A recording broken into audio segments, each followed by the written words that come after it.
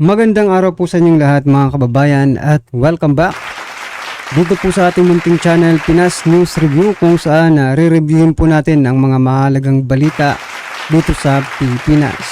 Mga simpleng komento sa mga issue dito sa Pinas. At eto nga mga kababayan, kapapasok lang, diniklara na OMG, Diyos ko, agaw hininga biglaan, nako, mula Karma Attorney Gadon, napaluha PBBM BP Sara. Mula po ang balitang ito kay Banat Kapanig TV. Nasa description po ang full video link ng video ito. Subscribe na po kayo. At kung bago ka pa lang at di pa po nakapag-subscribe sa ating munting channel, please don't forget to subscribe. At i-click na rin po ang bell notification para updated ka po sa lahat ng ina-uploads nating reaction video. At ito na nga mga kababayan, bago po natin simulan to, no? Bago natin panoorin at bigyan ng komento ang video ito.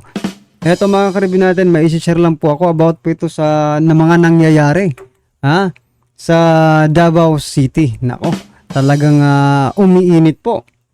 Yung tension between the PNP chief and Mayor Baste. Ito mga kababayan.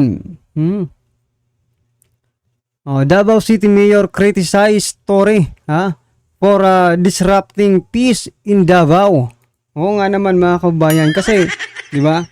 Wala pa itong hepe at hindi pa umuupo at hindi pa nagkakagulo ang ating gobyerno.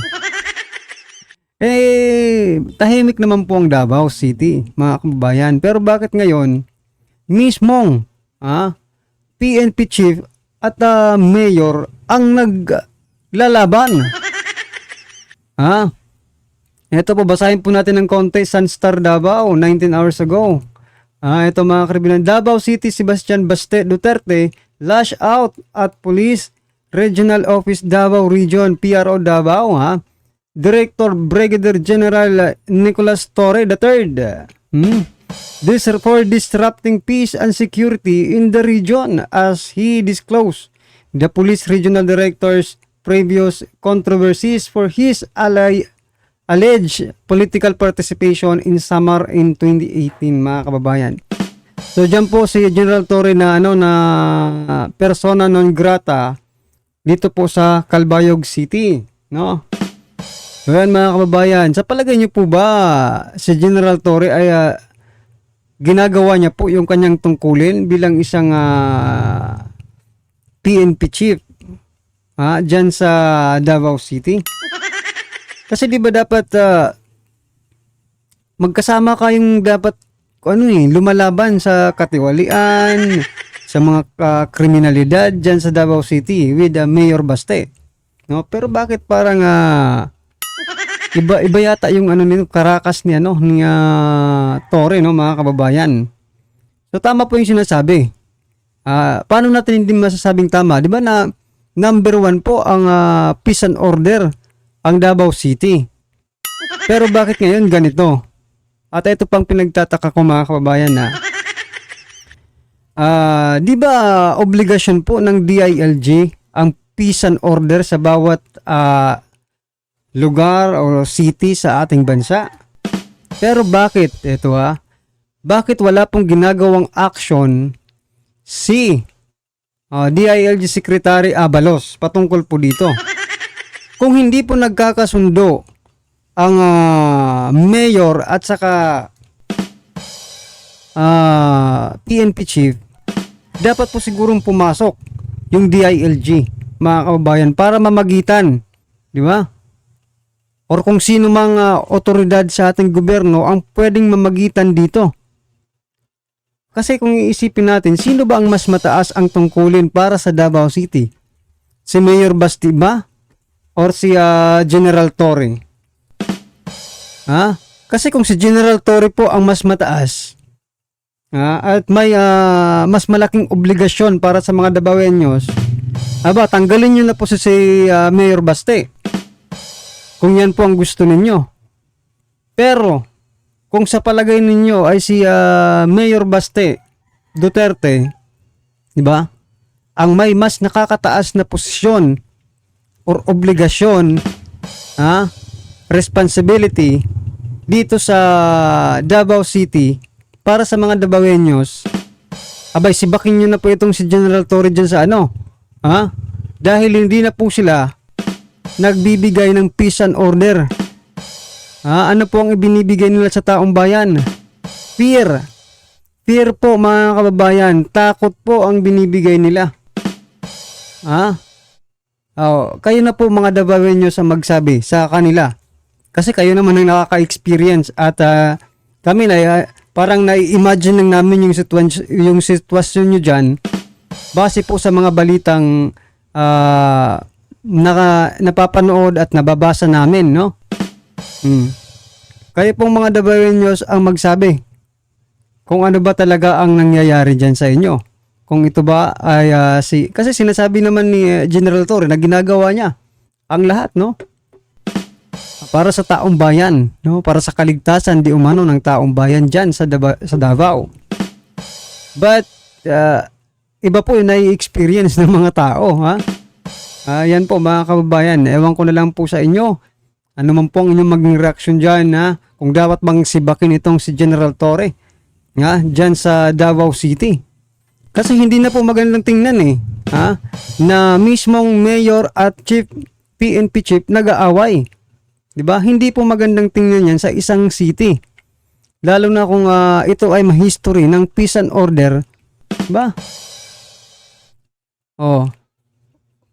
DILG Abalos, kung hindi man ikaw o sino pa, President Bongbong Marcos Jr., talaga bang gusto niyong magkagulo ang Davao City? Kasi kung ayaw niyo talaga magkagulo, mamagitan na kayo ngayon pa lang habang hindi pa talaga umiinit ang tensyon.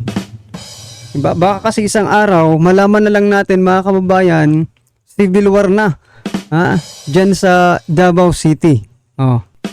Gumawa na po ko ng aksyon kasi kayo naman ang mga authority, DILG Abalos, President Bongbong Marcos Jr., di ba? Huwag niyo pong gawing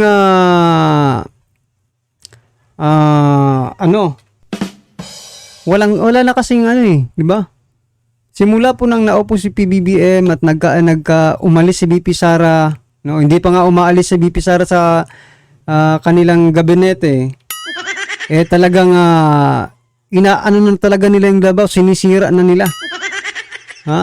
Disrupting the peace and order in Davao City.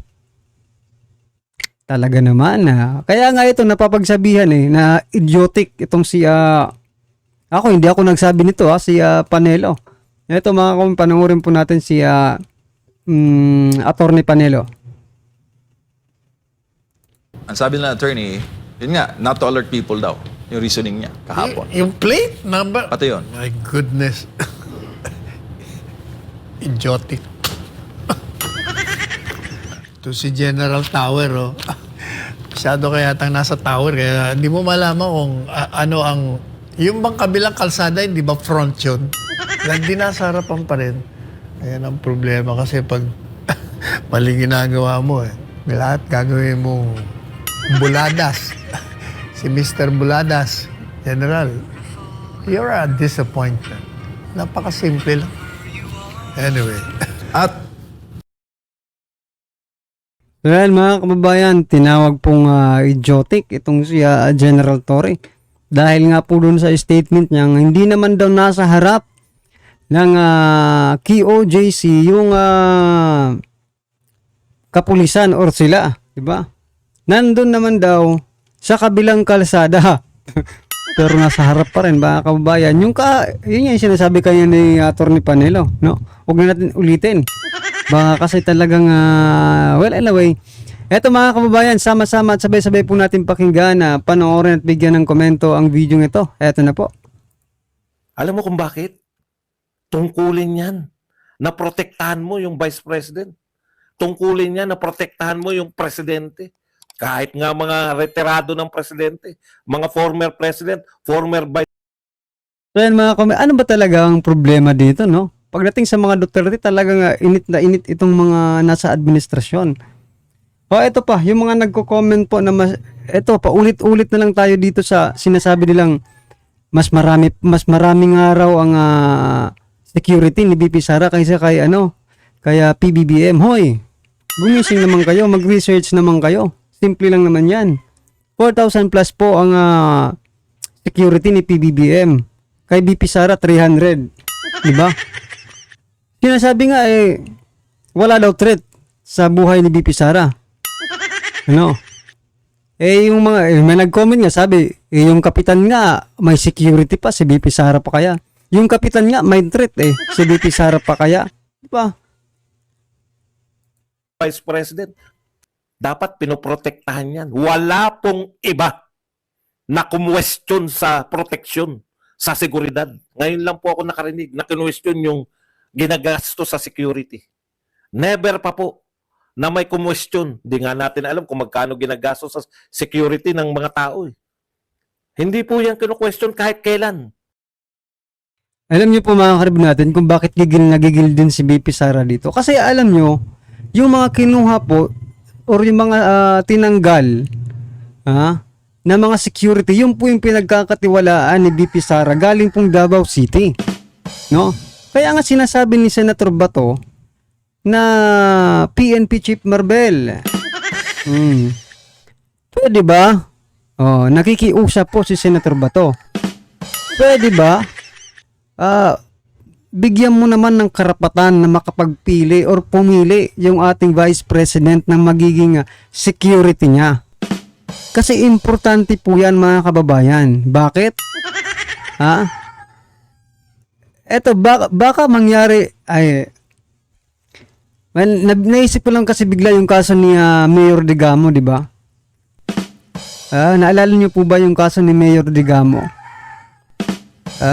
Naalala ko lang bigla dito sa mga security kasi mga security din yun di ba? Biglang nag-day off lang. Or biglang hindi pumasok. Ganun po ang gusto kong ibig sabihin mga karbi natin. Kailangan po trusted ng Vice President yung magiging security niya. Buhay po ang nakasalalay dyan. Kung may isa lang magtrahedor dyan, sa 300 na yan na naiwan, no? Kung hindi mga trusted yan, di ba? Isa lang po ang magtrahedor dyan. Talagang wala, goodbye Vice President Sara Duterte na. Hindi po yan. Katulad yan. Kaya yan sila Yona Aribard. Ganyan po mag-question Di ba? Ito, si Yona Aribard. Kita mo mag-question na, nasan po yung 125 million? Hanggang ngayon, nagko-question siya. Mag-research ka. Gusto mong questionin, mag-research ka. Hindi yan tinago. May COA report na. EDNA pala, EDNA. Alam mo ba na may COA report na, EDNA? Hindi kasi kayo nagbabasa Kaya nga tumahimik na dyan si Franz Castro. Tatahimik ba yun? May COA report. Ako na magsabi sa'yo dahil wala ka naman yatang kakayahan. May COA report na at walang sinabi na may anomalya. Naintindihan mo? Walang anomalya dyan sa 125. Ginastos yan. Hanggang ngayon, 125. Wala nang bumaba na sa 125. Ganyan po lasting. Yung itinanim nyo sa mga katulad ng utak nito ni Edna, nakatatak na sa utak nila yan. Hindi na magbabago. Alam na ng lahat na walang anomalya sa 125. Etong si Edna, nasan yung 125? Yan nga yung masama mga kabayan Yung 125 million ni BP Sara talagang paulit-ulit nila yung kino-comment sa mga DDS channels, no?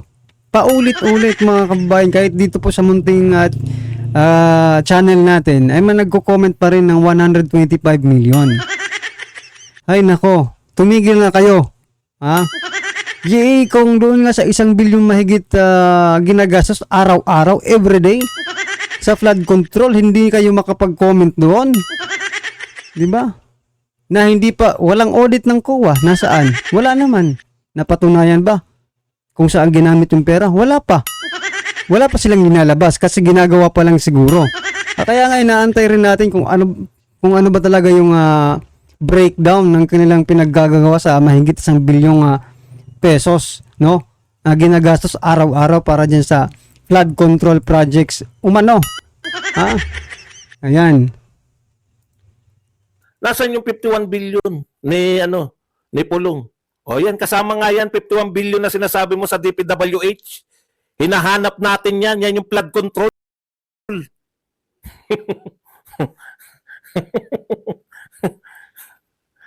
Sige, balik na po tayo sa mga totoong nag-iisip at totoo pong may kakayahang mag-isip.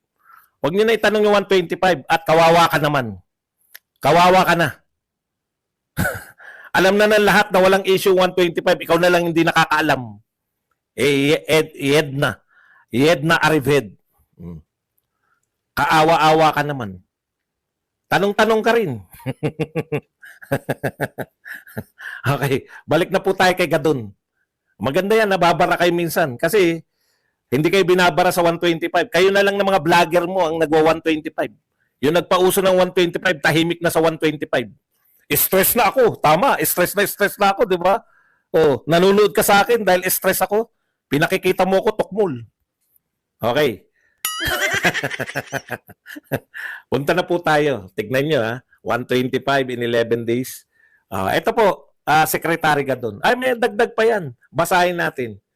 Ito malupit talaga to eh. Ito, yun na lang, paninira na yun. Talagang hindi nyo na makakalimutan si Gadon.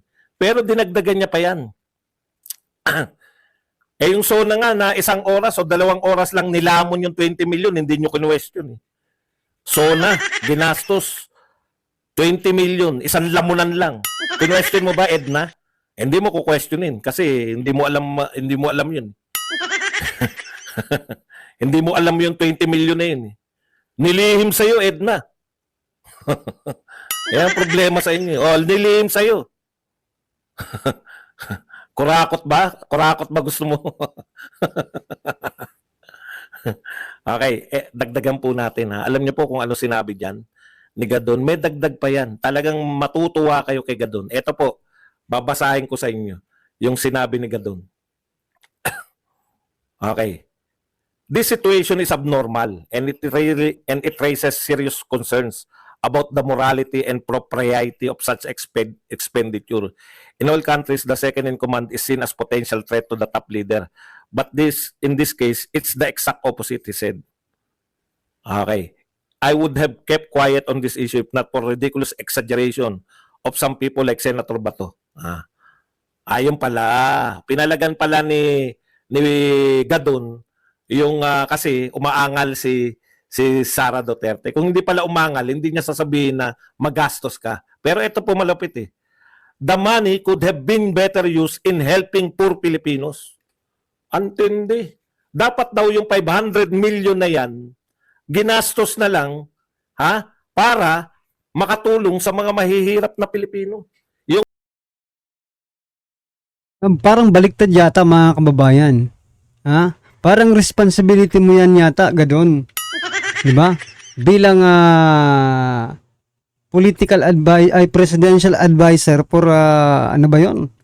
Poverty alleviation, diba? Parang it is your job. Diba? Na tumulong sa mga mahihirap. Bakit mo naman iaasa kay BP Sara? Magkaiba po kayo ng mandato. At specifically, yung mandato mo, yung job description mo, yun yung sinasabi mo ngayon kay BP Sara na tumulong sa mga mahihirap. Pero paano ka nga tutulong sa mga mahihirap? Gadon. Attorney, hindi na pala attorney to Gadon, paano ka tutulong sa mga mahihirap? Kung ang utak mo, sinasabi na imagination lang yan. Parang high lang din, no? High na high, no? Imagination lang yung kahirapan. Huwag yung isipin para hindi kayo mahirapan. Ganun ba? Parang nagrarap na tayo dito. Secretary Gadon.